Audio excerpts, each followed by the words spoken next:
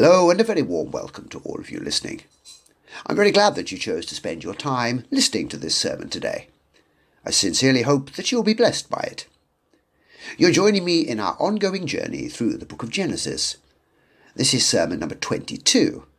We're going to begin chapter number 9 today, and our reading comprises the first 7 verses. So this is Genesis chapter number 9, verses 1 to 7. So God blessed Noah and his sons, and said to them, Be fruitful and multiply, and fill the earth. And the fear of you and the dread of you shall be on every beast of the earth, on every bird of the air, on all that move on the earth, and on all the fish of the sea. They are given into your hand.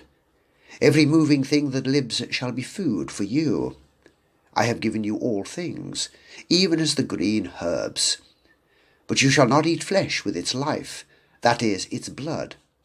Surely for your lifeblood I will demand a reckoning. From the hand of every beast I will require it, and from the hand of man. From the hand of every man's brother I will require the life of man. Whoever sheds man's blood, by man his blood shall be shed. For in the image of God he made man. And as for you, be fruitful and multiply. Bring forth abundantly in the earth, and multiply in it. This is the word of the Lord.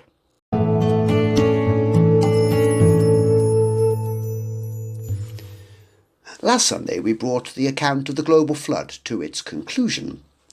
Today we will examine God's interaction with Noah in the early days of the post-flood world. But before we do that, let's briefly review some of the key details from last week.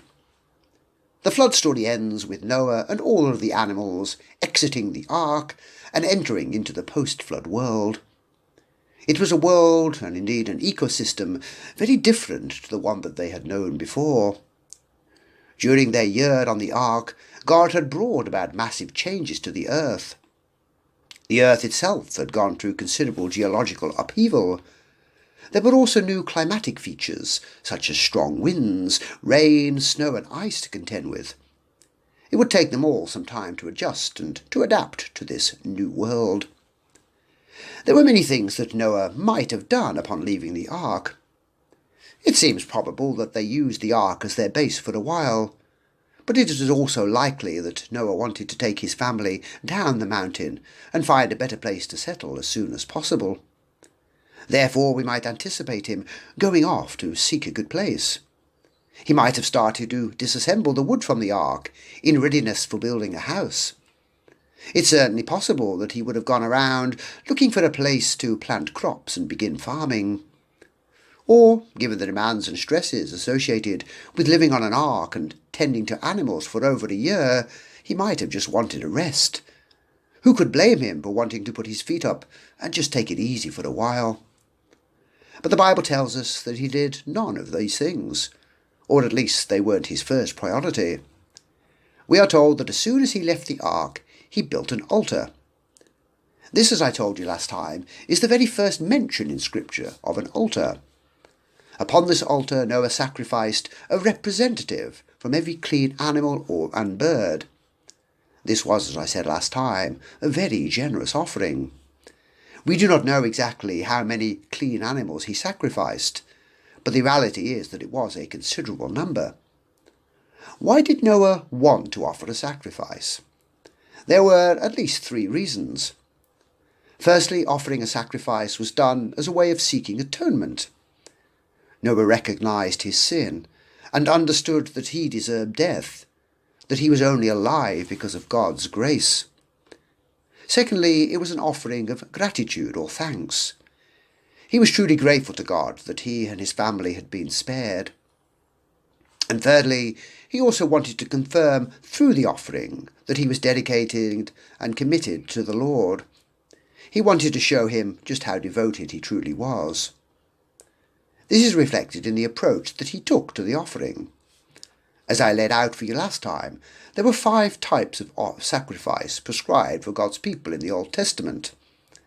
The oldest and most common of these methods of sacrifice was the one that Noah chose. He elected to offer a whole burnt offering to the Lord. In this form of sacrifice, as the name suggests, The whole animal, minus its hide, is burned completely upon the altar fire. The fact that nothing is held back signifies the offering giver's devotion and commitment to the Lord. In doing this, you are in effect placing yourself entirely in the Lord's mighty hands, and relying upon him to provide for all of your needs. God, we read, found Noah's sacrifice pleasing and acceptable. Through the use of anthropomorphic language, Moses informs us that the aroma from the sacrifice was soothing to the Lord. He recognized that Noah's offering came from the right place. He was giving all and not acting out of selfish motives. This, sadly, is what often motivates us when we are giving. We might try to kid ourselves that we are giving to the Lord because we simply want to honour and please him. But the reality is that when God evaluates our hearts, he sees something altogether different. What really motivates our giving is self-promotion or pride. We want to feel internally that we are good people, and we want others to see that too. Be warned, God is never fooled. He always looks beyond the offering itself and evaluates the true heart intent of the giver. Noah passed God's evaluation. It prompts God to make a vow with himself. He makes a number of promises. The first is that he will never again curse the ground for man's sake. As I said last time, when Adam sinned and the world fell into sin, part of the punishment for mankind was a cursing of the ground. From this time forth, it would be difficult to farm the land and grow food. So God in effect is saying that although human beings will continue to be wicked and sinful, the curse that already exists will not be added to. He also promises not to wipe out all living things at one time, as happened, of course, at the flood. God also then runs through a series of patterns or cycles that will form from this point in time onwards, and they will become manifest upon the earth. These are given to us to reassure us or to give us confidence. Although there will be ups and downs in the natural order, God always remains fully in control. Therefore, we can be assured that there will always be seasons. We can plant our seeds in the spring in anticipation of harvesting in autumn. This is, of course, not God always guaranteeing that every year we will harvest the same quantity, but that these cycles will always exist. There will never be a time when there is no seed time. Equally, when it comes to the weather, we will experience hot and cold spells, but one will always eventually yield to the other. There will always be summer and winter, just as we will always experience day and night. We have God's assurance here that these things will never cease. But today we're going to look at what else God promised Noah in those early post-flood days.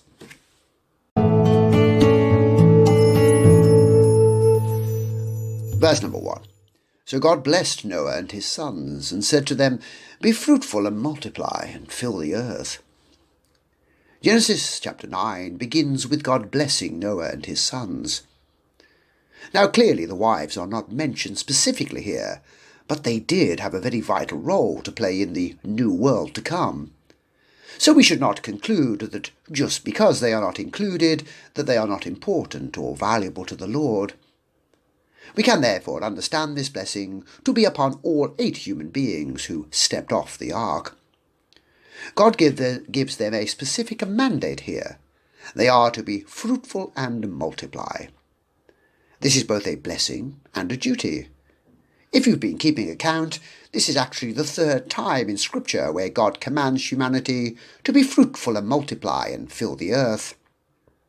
There is naturally a very practical reason for this. The world at this time was empty. God never designed or planned for an empty world, and he wants them to repopulate it. Actually, this is a universal command that is applicable to all people at all times. God's design is that we marry and bring children into this world. It is an ordinance that we all should take seriously. We may be past the age when we can actively contribute to this, but we can still have a role in encouraging the next generation to do their duty. We should remind them, and in doing so ourselves, of what a wonderful blessing a family truly is. What a gift God has given us to be immersed within a loving family structure, to be surrounded by love and affection. How truly sad it is that some today spurn that opportunity for family and relationship to seek after material gains instead. It may be true that if you forsake getting married and having children, you can indeed save a lot of money and live a luxurious lifestyle. You will be able to take those exotic holidays, buy branded goods, and have a top-of-the-range foreign sports car. But what will life be like in your old age? What comfort will you derive from your sports car and designer shoes? None whatsoever. Until the very modern era, most people recognised the need and the desirability of having a family. It was the norm across the world to get married and have several children. You weren't an outlier if you rejected this. But now, especially in the developed and developing world, it is becoming far more common for people to reject the traditional model. People are frequently delaying marriage or choosing not to marry at all. This is understandably having a knock-on impact on the number of babies being born. According to recent UN and Our World in Data estimates, about 118 countries have total fertility rates below the replacement level of 2.1 births per woman. Or, to put it more simply, these countries are simply not having enough children to maintain their populations. South Korea, as you all know, tops the list. It unfortunately has the lowest fertility rate in the entire world. We might also, in this section here, include the attitude that we often see towards abortion. The Bible regards life as being a wonderful blessing that's given by God. All human life is precious because all of us are made in God's image. This is what Christians believe, but it is an opinion that's not shared by all, or even sadly the majority. Across much of the world, the idea that unwanted or inconvenient human beings can be murdered is accepted, and in many cases lauded as being a woman's right. Abortion is one of many ways that we devalue human life and spit in the face of God. God, as we have seen in previous studies, is frequently long-suffering and patient, but his patience is not infinite. Eventually his divine judgment will fall. And when it does, woe betide those who carried out, supported, endorsed, or promoted the killing of babies. Now you may be wondering how those 8 people who got off the ark could possibly repopulate the earth. Well, actually, it was the 3 sons, Shem, Ham, and Japheth, who were responsible. Let me go through it all now and explain how it was possible. We know that Shem lived to be 600 years old. We are not given a figure for either Ham or Japheth, but we might assume that they lived to a similar age. They were all approximately 100 years old when they left the ark. So this then gives them around 500 years in which to produce offspring. The Bible tells us that Shem had 5 sons, but no figure is given for the number of daughters. Japheth was the father of 6 sons, and once again no figure is given for daughters. And Ham was the father of 4 sons, but yet again no mention is given of how many daughters he had. For ease of calculation, let's just imagine that each couple averaged 6 surviving children, and that generations overlapped every 30 years. This would mean that within just 32 generations, approximately 800 years, the world population would exceed 1 billion people. It would appear that those 8 people who exited the ark took heed of God's command, and all played their part. Well, let us read on. Verses 2 and 3.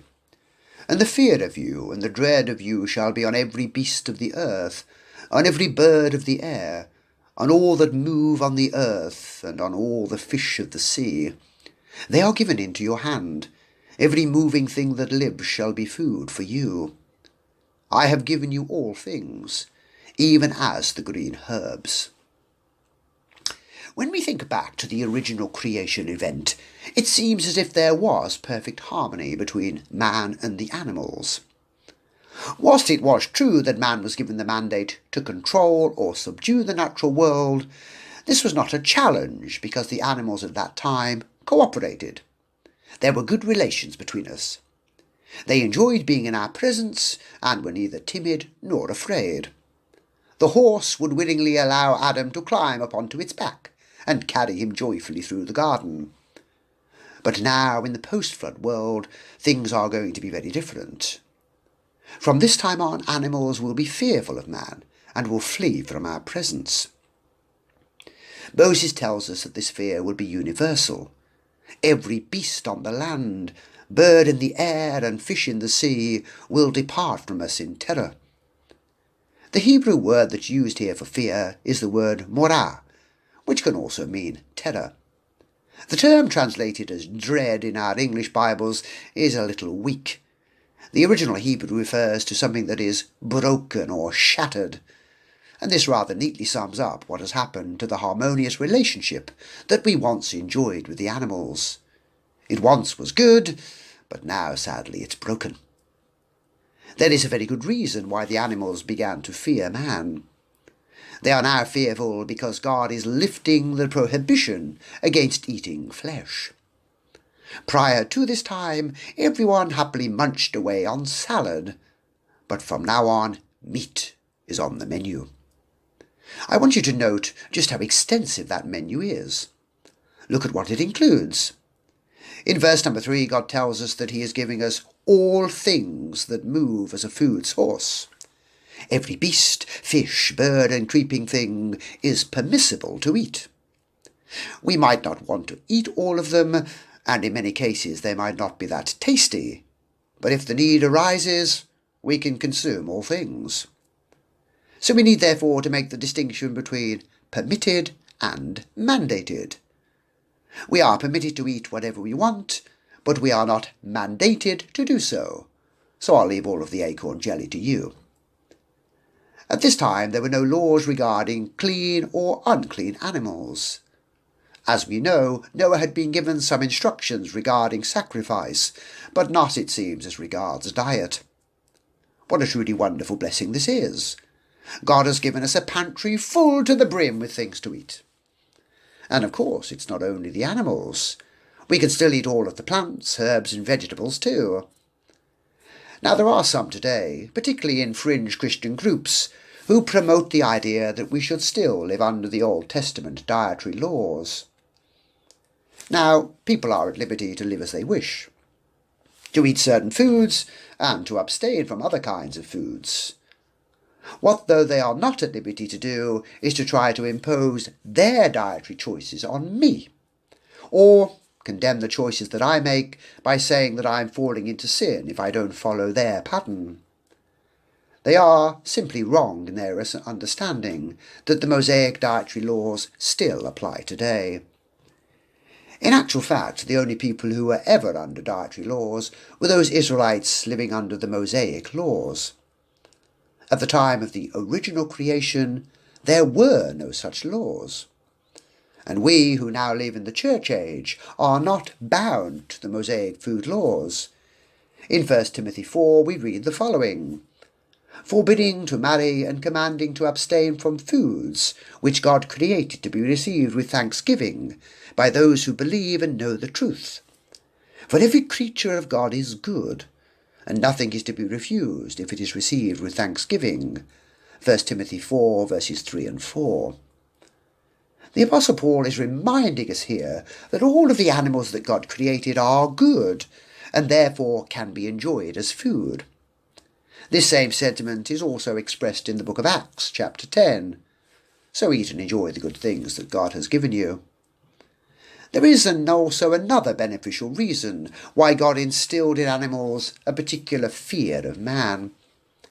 It's to do with diet, but not perhaps the one you may be thinking of.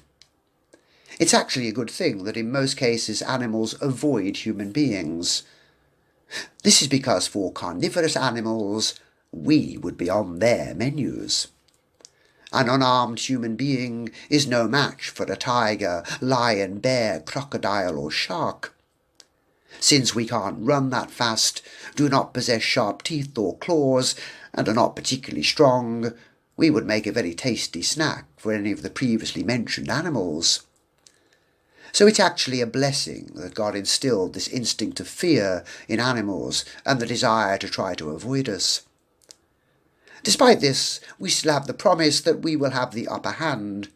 We will always maintain our superiority over the beasts. This is because we possess intellect, cunning, and a collective will. Individually we may be weak, but when we cooperate we become very powerful. One man would struggle to kill a T-Rex, but 10 men working together with nets, ropes and weapons could succeed. Animals will thankfully never have this ability. Imagine if all of the animals in Africa got together and decided to fight against humanity. It sounds rather like the premise for a science fiction book.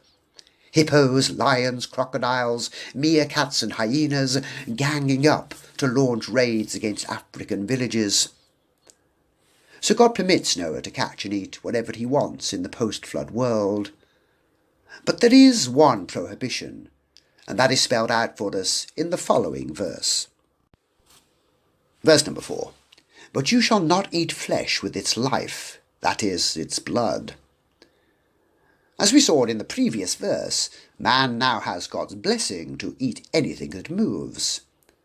But God has to step in first and give them a prohibition. Before you get too carried away with this newfound right or freedom to eat meat, you need to recognize and value the sacredness of animal life that is conveyed through its blood. God is not opposed to us eating animals, but he is against us wantonly killing animals purely for fun. We can kill to eat, but not spill blood unnecessarily. There is a second, more practical health concern that lies behind this prohibition. Meat is potentially harmful.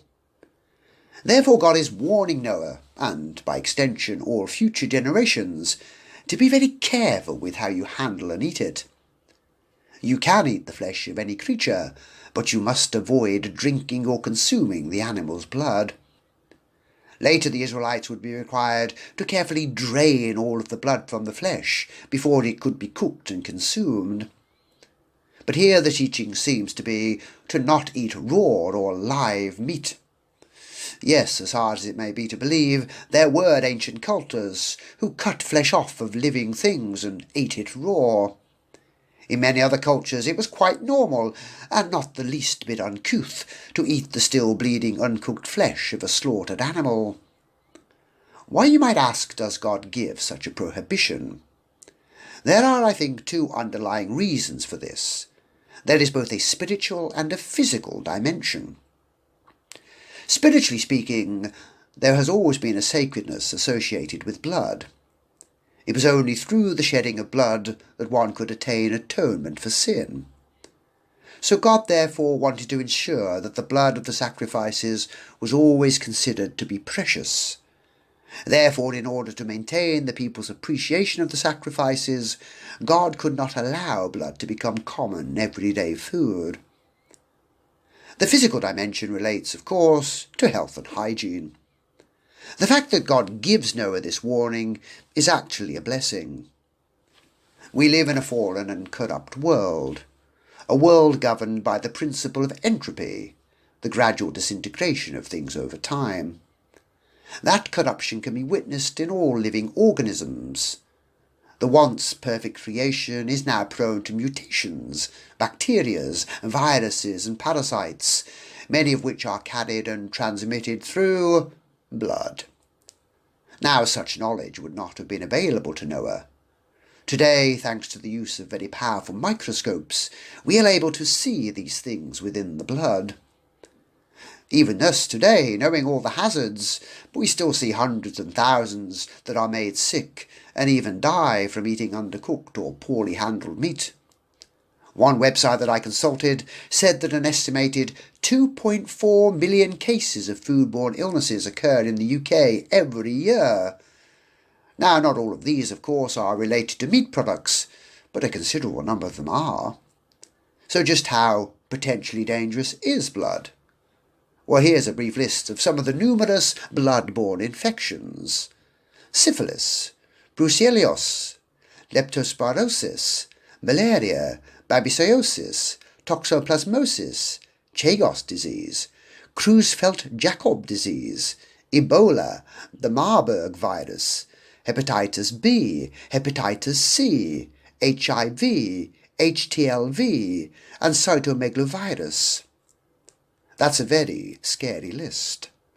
God's message, therefore, should be clear.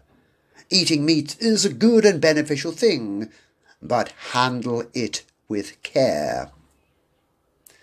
I suppose the practical question that you might have for me now is, where do we stand on this particular issue today? On the screen behind me you can see a British delicacy known as black pudding. It might sound like a chocolate dessert, but it is in fact a savoury dish made out of congealed pig or on occasion cow's blood. It's formed into a sausage, sliced and then fried in a frying pan. It's delicious and is usually served as part of an English breakfast. The question is, should British Christians avoid eating black pudding? Or what about in other countries where products made with blood are consumed? For example, in Vietnam, Tet Can uses raw blood in a dish with cooked lean pork, and in the Philippines, Dananak is a rice dish cooked in pig's blood. As I've said previously, now that we are living under grace, we are at liberty to eat whatever we wish. Biblically speaking, there is nothing that we can consume that would be considered a sin. Now, we should probably avoid foods that have been offered to a pagan idol as a matter of principle, and we should always eat in a way that is considerate of others. If others are offended by what we eat, or if it is likely to harm their walk with the Lord, then we should be considerate of them. So, my advice to people contemplating this subject would be as follows. You can eat these things if your conscience is not troubled by it, but you should also be aware of the health risks and concerns that are associated with certain foods, and therefore act accordingly. Well, let us continue. Verse number 5. Surely for your lifeblood I will demand a reckoning. From the hand of every beast I will require it, and from the hand of man. From the hand of every man's brother I will require the life of man. In the previous verse, God gave Noah instructions regarding the shedding of animal blood. He shifts now to address a far more important area concerning the shedding of blood, the spilling of human blood in the form of murder. God had filled animals with a fear of man. Now he sought to instill in man a fear of him and what he would do to murderers.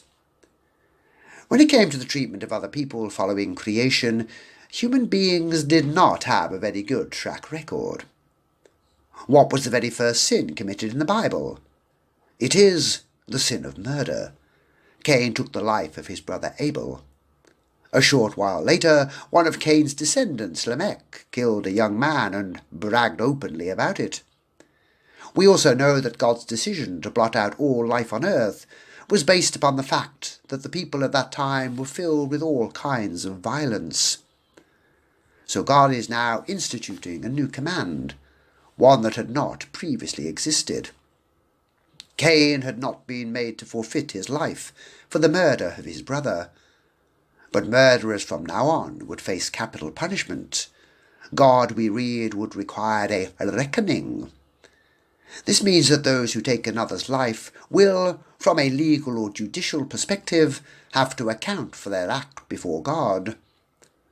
The Lord then is speaking here as a judge who exacts a strict and severe penalty for infraction of a sacred law.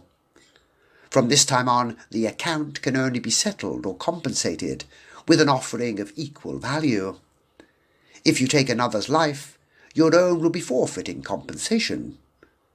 Isn't this system entirely fair and just?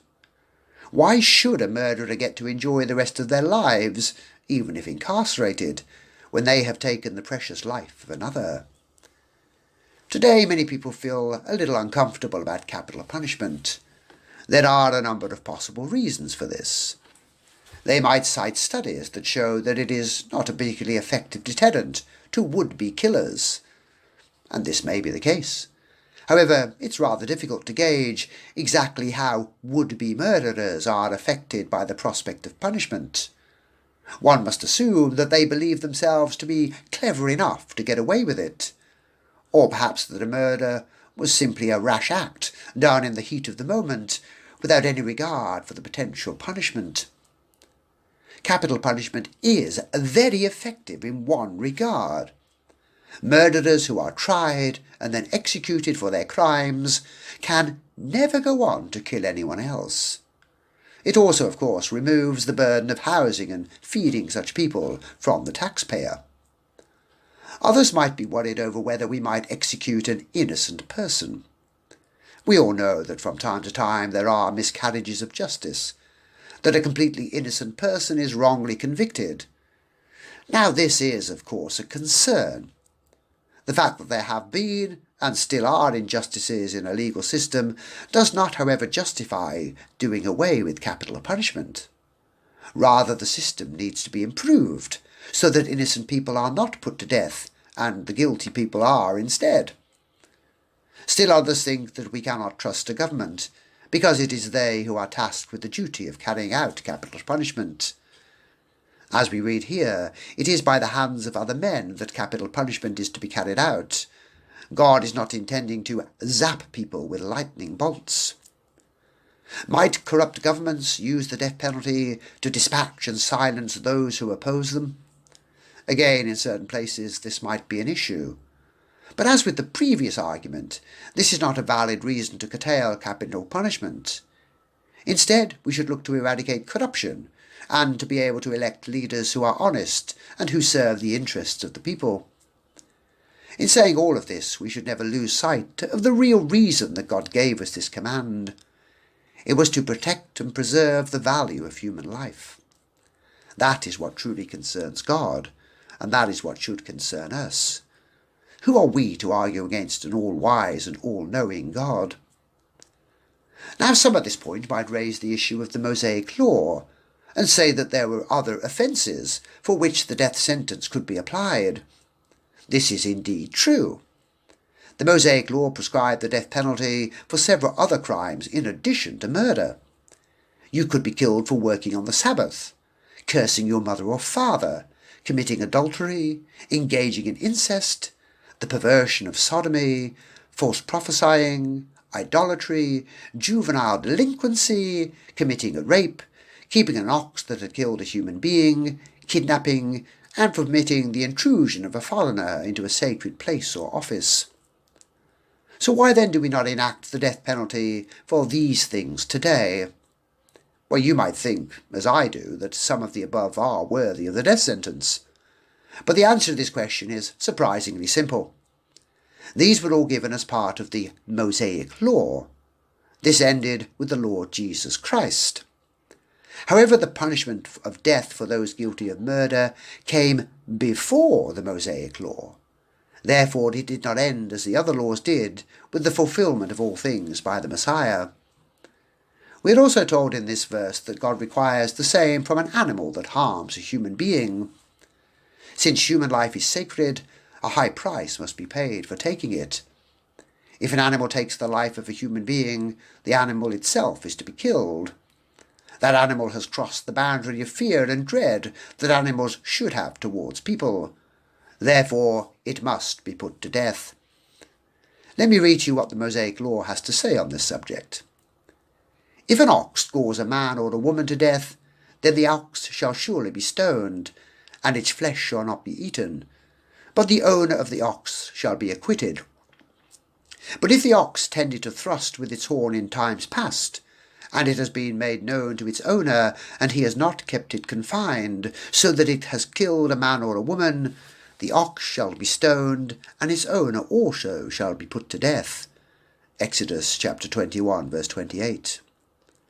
But let's read on and see why it is that God requires so high a price. This is outlined for us in the following verse. Verse number 6. Whoever sheds man's blood, by man his blood shall be shed. For in the image of God he made man. In the previous verse we have seen, God declared that From this point on, he would require an account or a reckoning whenever a human life was ended by either a man or a beast. Here that reckoning is spelled out in crystal clear terms. Anyone, man or beast, found guilty of this act is to be killed. As I'm sure you all appreciate, the poetic language of the shedding of blood refers to death.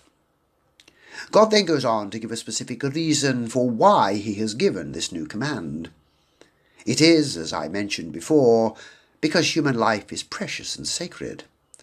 Human beings are made in God's image. This means that to take another person's life is the ultimate crime that one can commit. Since God values human life so highly, he will not allow the taking of life to stand without the killer giving an account. There are, of course, exemptions which are catered for in the law. The killing which takes place during a war, for example. We don't apply capital punishment for soldiers who kill enemy combatants. We also distinguish between murder and manslaughter. We accept that a life can sometimes be taken by accident without deliberate intent. We also consider carefully those who unwittingly kill in self-defence of themselves or others. This command also serves to remind us that human life is valued above animal life in God's eyes. Animal life is important to the Lord, but it is never equal to the value that he places on human life. Men were allowed to kill and eat animals, but men or animals who killed a person would themselves be killed. Now, this is not to suggest that we are permitted to abuse animals. We should respect and care for the creatures that God has made and with whom we share the planet. But it is useful to remember that we should always prioritise human life above all else. Well, let's conclude our study for today with the following verse. Verse number 7. And as for you, be fruitful and multiply. Bring forth abundantly in the earth, and multiply in it. This verse neatly brings to a close this particular section by restating what God had said back in verse number 1. Those that left the ark were given the command to be fruitful and multiply. This was their job, and they were to do it with vigour. They could be assured by this promise that God would enable this to take place. God would grant them the ability to produce abundantly. It's right and proper that we remember the true origin of life. It always comes as a gracious gift of God. Well, next week, Lord willing, we'll look at the covenant that God cut with Noah. Lessons to learn. I've drawn 2 lessons for us to learn from today's passage of Scripture. Number 1, valuing life as God does. Sometimes as human beings, we need a little reminder of what is really important. We can all too easily get caught up in our own interests and affairs, and simply forget about the needs of others.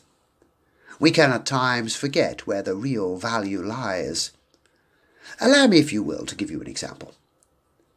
When the US and coalition forces left Afghanistan in 2021, news spread that at least 130 dogs were going to be left behind. Now, these were not working dogs, military dogs, but were in fact the pets of contractors and other workers who, for obvious reasons, could not take them with them. People in the UK and other countries were outraged.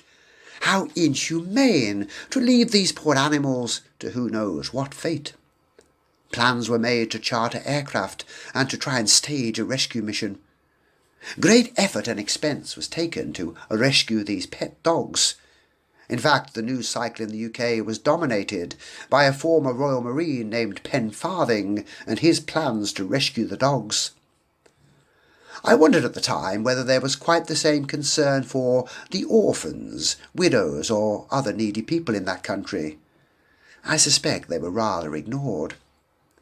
You see, to those in the West, those strange brown-skinned people were of much less value than the abandoned Jack Russells, German Shepherds and Border Collies. The truth is that we often let our own value system override that of God's.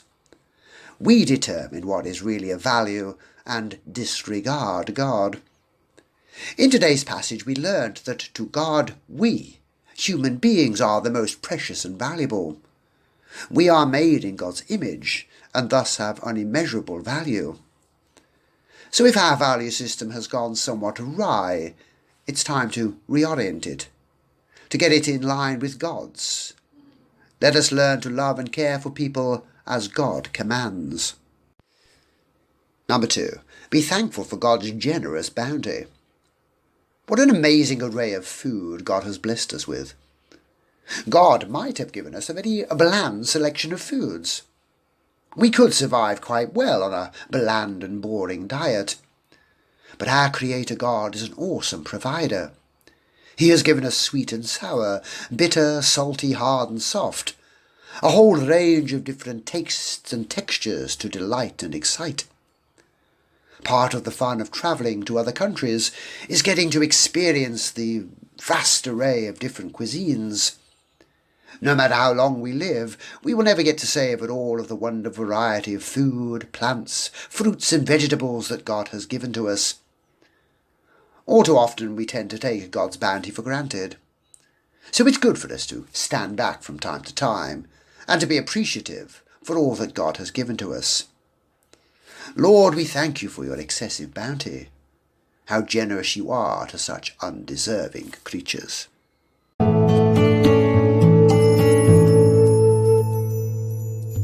So God blessed Noah and his sons. Be fruitful and multiply and fill the earth.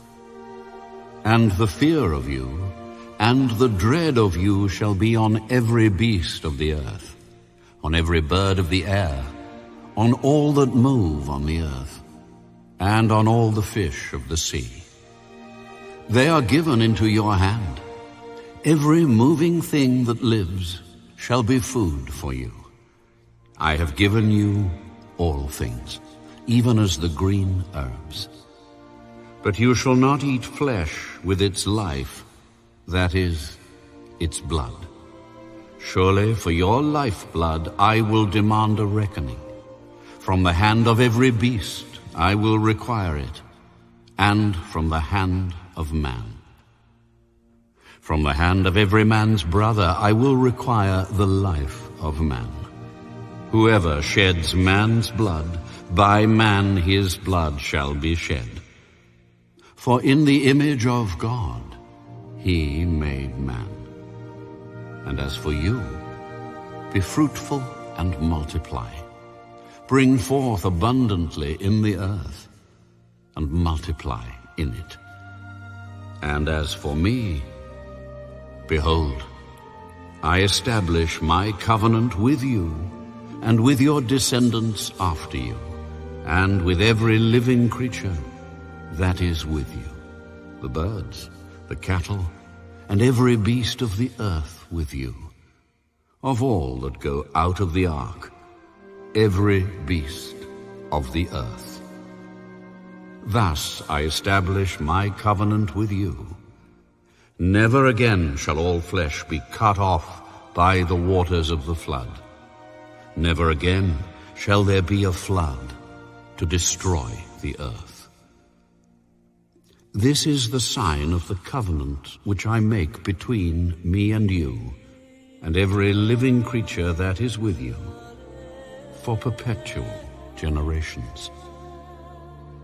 I set my rainbow in the cloud, and it shall be for the sign of the covenant between me and the earth.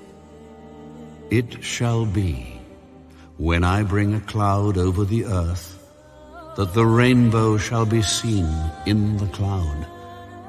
And I will remember my covenant, which is between me and you and every living creature of all flesh. The waters shall never again become a flood to destroy all flesh.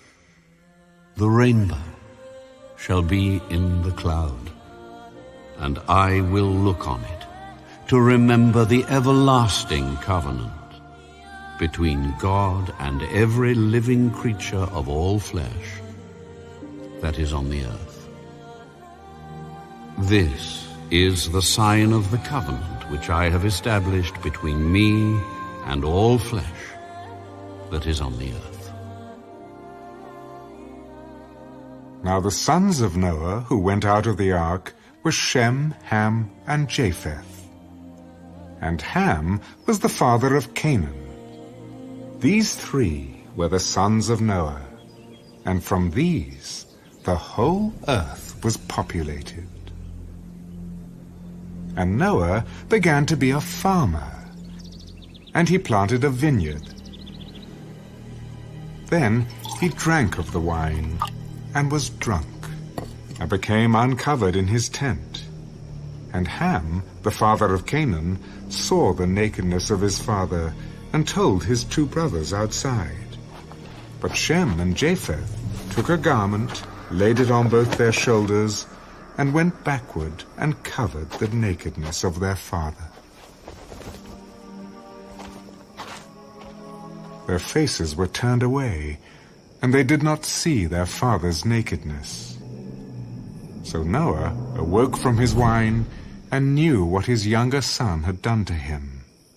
Then he said, "Cursed be Canaan. A servant of servants he shall be to his brethren. Blessed be the Lord, the God of Shem, and may Canaan be his servant. May God enlarge Japheth, and may he dwell in the tents of Shem, and may Canaan be his servant." And Noah lived after the flood 350 years. So all the days of Noah were 950 years, and he died.